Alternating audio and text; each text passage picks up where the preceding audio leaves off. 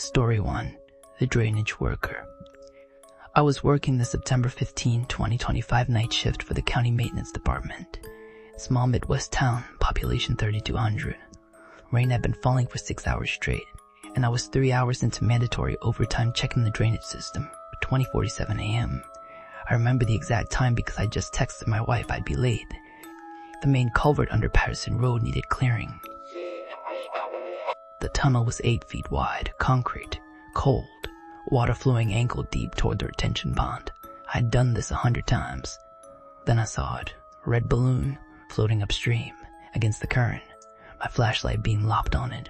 The balloon wasn't moving fast, just drifting backward, slowly, deliberately, like something was pulling it. I heard myself laugh nervously. Some kid's balloon caught on an air current from a vent shaft laughed nervously. Some kid's balloon caught on an air current from a vent shaft. Then I heard the laughter, not my laughter, children's laughter, echoing from deeper in the tunnel, high-pitched, overlapping voices, getting closer. I backed up, water splashed. The balloon stopped moving. It just hung there, 15 feet away, perfectly still despite the current rushing past it. The smell hit me next. Circus popcorn, buttery, sweet, mixed with something else. The tunnel extends another 60 feet before the junction, but now I see something else. Objects scattered on the concrete walkway, small objects. I move closer. A lunchbox, 1989, Ghostbusters logo faded, but just 1990. Purple butterfly, partially melted. A smartphone, 2016, screen cracked but somehow still glowing faintly. 27 years, then 27 years again. My hands are shaking. 0-9, 5 feet from my face. I didn't see it move, it just appeared closer. Everything went silent. No water sounds, no echoes, no breathing, just nothing. Like someone had pressed mute on reality. Then I felt it, breathing, on the back of my neck, right behind me. I ran. I don't remember climbing out. I don't remember driving home. My supervisor found my equipment still running at the site when he arrived at 6 a.m. I quit that day. Town records show 3 children reported missing in 1989. The email after Tavertong, the back of my neck, 4 and 26. The police dismissed my report as stress-related hallucination.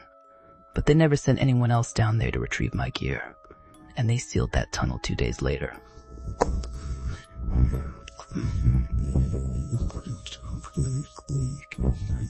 Campus encounter.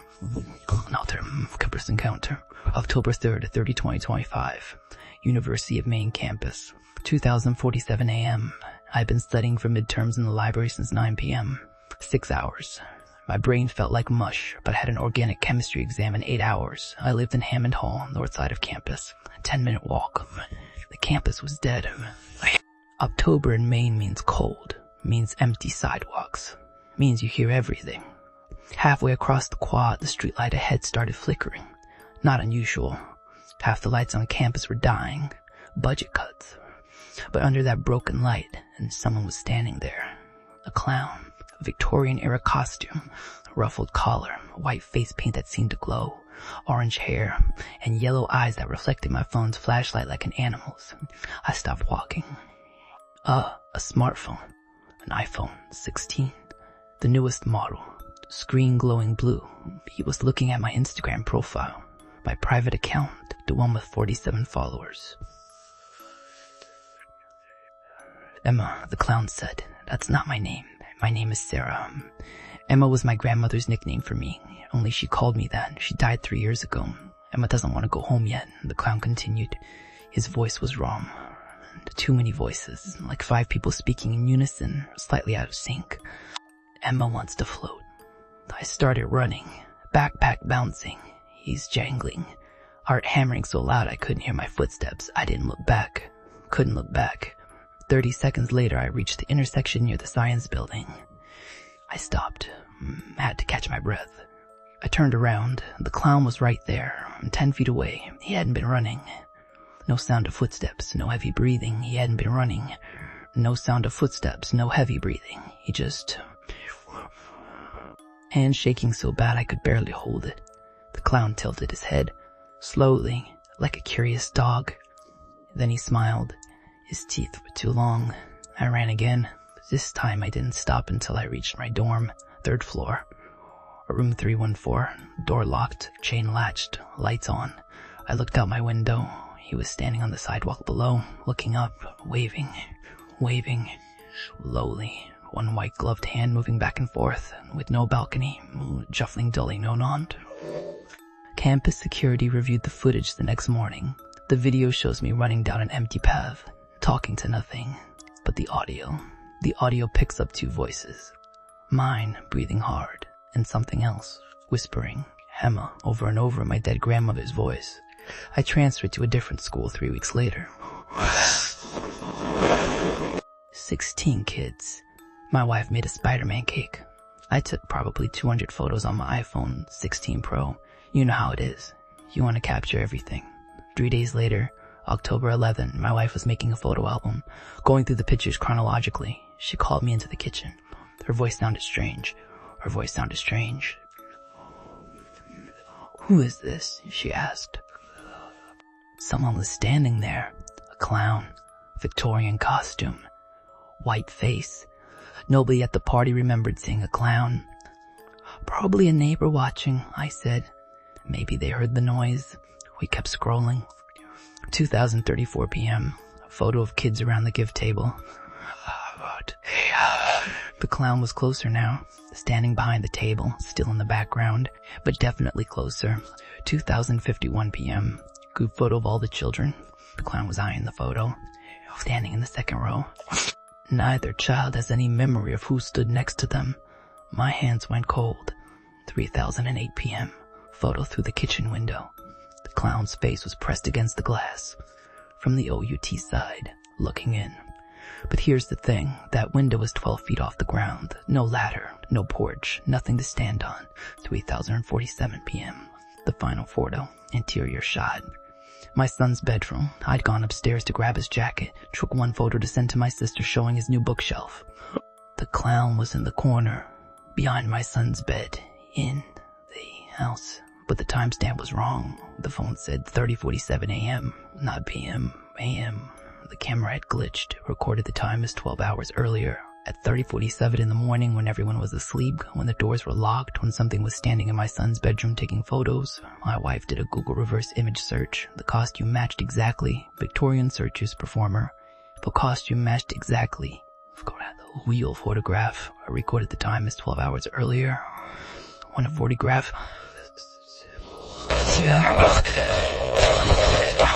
Barnum and Bailey Circus. Performer known as Mr. Jingles disappeared during a show in Derry, Maine.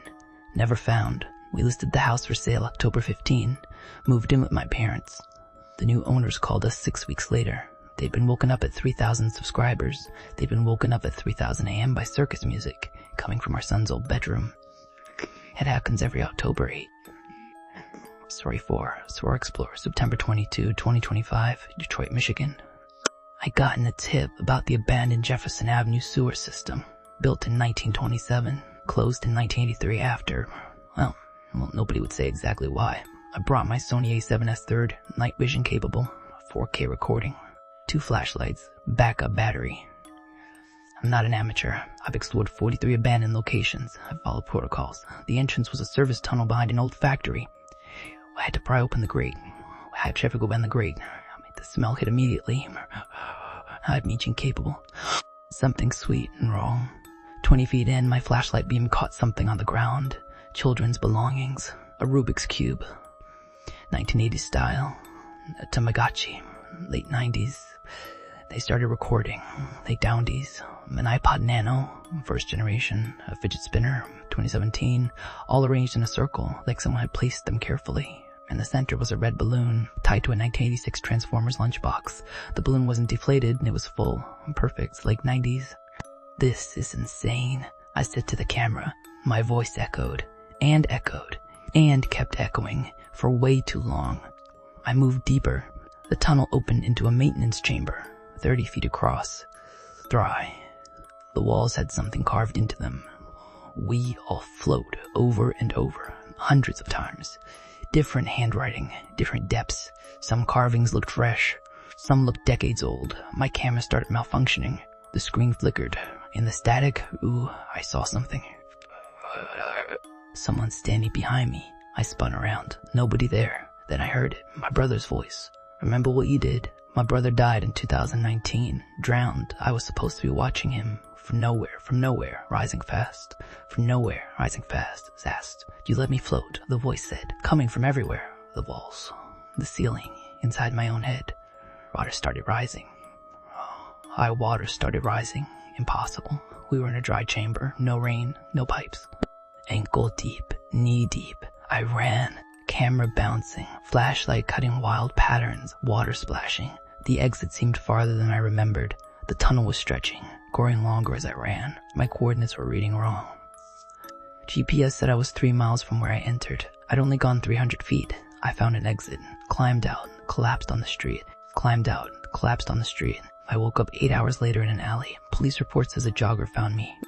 With no memory of how I got there. I posted the footage before I realized what was in it. 432,000 views in 6 hours. Then YouTube removed it. Violation of community guidelines. But people downloaded it. Analyzed it frame by frame. There was something following me the entire time. In every reflection, every puddle, crawling on the ceiling, just out of the light, whispering coordinates. My coordinates. My chemist. My whispering coordinates. A Story 5. Higway. Breakdown. September 28, 2025. 11,047 p.m. Route 27, Maine. I was driving back from a wedding in Portland. Solo road trip. 4-hour drive. My Honda started overheating around mile marker 47. Middle of nowhere. No cell service. I pulled into a rest stop. Empty. One broken streetlight. Abandoned restrooms. The kind of place that makes you lock your doors. I popped the hood. Steam everywhere. Radiator hose split. I wasn't going anywhere. Then I heard it. An engine. But I hadn't seen headlights approaching. The vehicle just appeared. Like it materialized. An old circus truck. 1970s model. Faded paint. Rust patterns that looked like screaming faces. The driver's door opened. I backed up. Full Pennywise costume. Victorian ruffled collar. White face. Orange hair. And a smile that was too wide. Stretched too far. Showing too many teeth. Car trouble? Showing too many teeth. Carnival music played backward. It's too bad. Hit my car's bumper. Nowhere to go. The clown walked closer. His movements were wrong. Joints bending in places they shouldn't. Like a puppet with too many strings. You're afraid of drowning, he said. How did he know that? I've never told anyone. Not my therapist, not my ex-wife. When I was 6, I nearly drowned at a lake. I still have nightmares. Wake up gasping. But I've never spoken about it aloud. The clown pulled out a red balloon. Like a puppet went black. Good. The clown pulled out a red balloon. So me right front. Everyone needs a balloon. I didn't move. He pushed it closer. The balloon smelled like blood and chlorine. Like a swimming pool filled with rust. Like the lake where I almost died. I checked my phone. 2034 a.m. 3 hours had passed. Instantly. I looked at my phone when I pulled over. 11,047 p.m. I've been standing there for 3 hours and didn't remember any of it. The circus truck's license plate was wrong. 1985. The circus truck's license plate was wrong. Indy 2034 a.m. The interior had photographs taped to the dashboard. Missing children. Dozens of them. From different decades. Want a ride? The clown asked. We have so much room down here. He gestured to the back of the truck. You'll float too. Headlights. A tow truck appeared. Real headlights this time. Approaching normally. I turned to look. When I turned back, the circus truck was gone. No engine sound. The circus truck was gone. No engine sound. No tire tracks. Just gone. Lying next to my car. He called paramedics. At the hospital they ran tests. Everything normal, except my blood oxygen levels. They found water in my lungs. Not much. Just enough to notice. Like I'd been underwater. But I hadn't been near water. When I woke up, something was tied to my wrist. A red balloon. Attached was a note. Handwritten. In perfect Victorian calligraphy. To see you in 27 years. As I read it, the balloon began deflating. The air coming out formed letters. Spelling something.